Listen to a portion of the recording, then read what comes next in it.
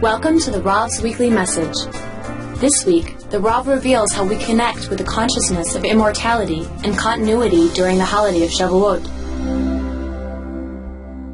Motivating feature within every human being is Tzelem Elokim, that unified force that exists within all of us. That the mind does send somehow these signals, trillions of signals instantaneously, that we can recapture this mind of ours that has become divorced from us. What has taken over is what I refer to as the rational, satanic consciousness, which only leads us down one path, the path of division, the path of diversity, the path that we are different from each other. That is rational consciousness. That is for those who say, I'm from Missouri, show me. It's for them. It's for them. Well, it may sound funny, but that's the way we all behave. When there's a simple cut, and I hope if you walk out of here with no other thought, but with the question, how could a single cut bring the dynamic interplay of trillions of activities, all with one objective, to repair that thing, all acting in one unified manner, with one consciousness. We've got to repair the finger. Walk out with that idea and never forget that question. You've covered 99% of achieving the connection with yourself. Just by asking that. There is some godlike feature here. Has to be. And the moment we begin to realize that, now you're beginning to permit this Tzelem Elokim, this godlike feature, this unified feature, it begins to surface. It begins to affect your lives every day. The point that I'm trying to present this afternoon is the idea that diversity is not devoid of its original unity. All cells are the same. Taking that little simple idea that we never even think about. Who told this cell to become a lung? Who told this cell to become a heart?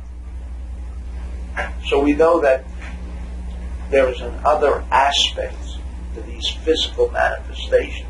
We've lost touch. We've lost touch of the unity that exists even within our own bodies. How more so when we deal with other people. Yes, the ones you love, you feel an affinity, you feel a closeness, you almost feel a unity. That's about the only time when you truly love somebody, that you begin to feel somewhat of a unity between you and somebody else. But do we feel a unity between the fingers and the eyes? Oh, sure, it's part of one body. So what? But we still differentiate the finger from the eye.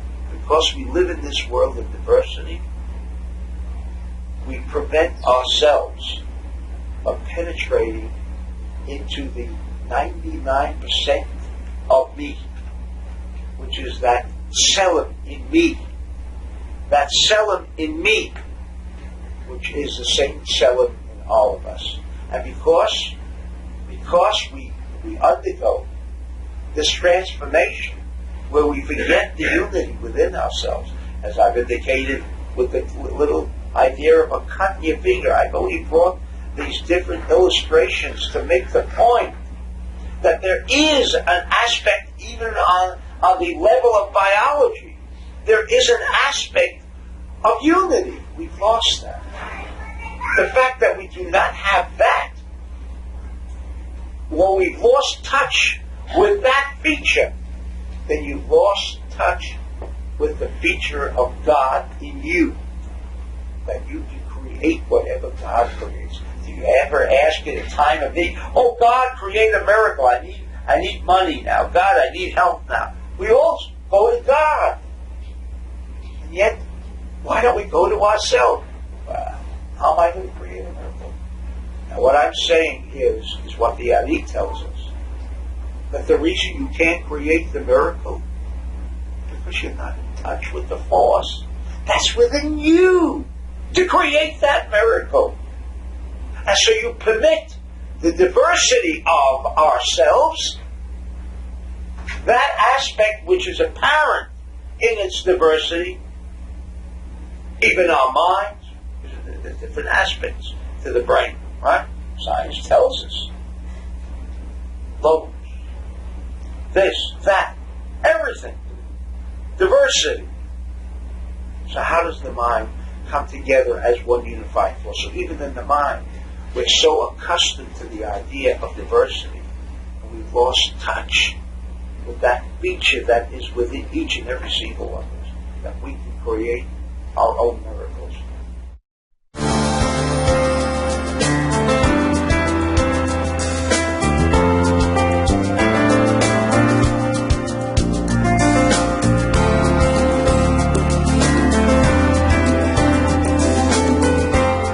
For more information on immortality and Shavuot, read the book Immortality by Rav Berg